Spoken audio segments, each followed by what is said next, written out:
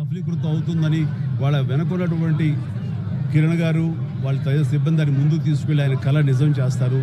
ఆయన ఆయన ఆయన అది జరుగుతున్న ఇది అందరూ ఆయనలో ఒక గంభీరమైన వ్యక్తిని చూస్తుంటారు. కానీ నేను ఆయనలో ఒక చిన్న పిల్లవాడిని, ఒక పసిపిల్లవాడిని కూడా నేను చూడడం జరిగింది. ఆయన 2009లో ఆయన తరచూ కలుస్తుండేవాడిని. ప్రజారాజ్యం పార్టీకి సంబంధించినటువంటి ఆయన సలహాలు సంప్రదింపుల పుస్తకం.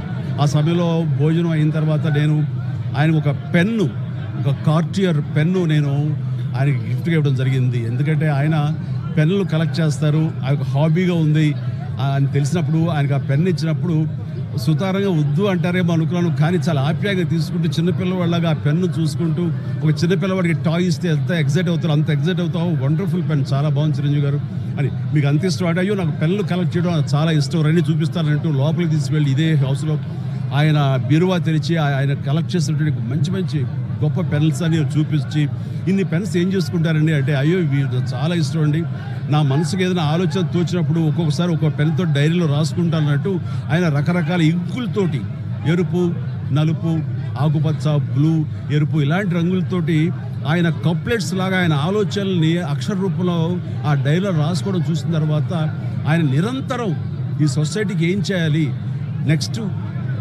ఎలాగా అటు ప్రతిదీ ఆయన ఆలోచనల్ని అక్షర రూపంలో పెట్టుకుంటూ ఉంటుంటారు. ఆయన అలాగా నిరంతరం ఈ సొసైటీ గురించి తన నిబద్ధతలో ఆయన ఏర్పరచుకున్న కొన్ని ఆశయాల్ని వాటిని సిద్ధించడం కోసం, వాళ్ళ ఆశయాలు నెరవేర్చుకోవడం కోసం ఆయన చేసే ప్రయత్నాలు అవి అంత ఇంత కాదు. ఆ రకంగా ఆయనలో ఆ రోజున అంత అబ్బురపడిపోయినటువంటి ఆ చిన్న పసి బాలును కూడా నేను చూడగలిగాను. ఇట్లా ఈ రోజున ఆయన లేరు మనకు అన్నది ఒక తీరని లోటు.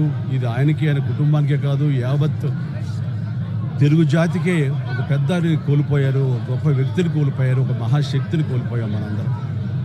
ఈ సందర్భంగా ఆయన ఎక్కడున్నా సరే ఆ స్వర్గంలో ఉంటారు, మన దరిదాపులోనే ఉంటారు, మన దగ్గరే ఉంటారు, మనకు తోడుగా ఉంటారు. ఆయన ఆత్మకు శాంతి చేకూరాలని వాళ్ళ కుటుంబ సభ్యులకి, వారి సిబ్బందికి, వాళ్ళ అనుయాయులకి, ప్రతి ఒక్కరికి నా యొక్క ప్రగాఢ సానుభూతిని తెలియజేస్తున్నాను.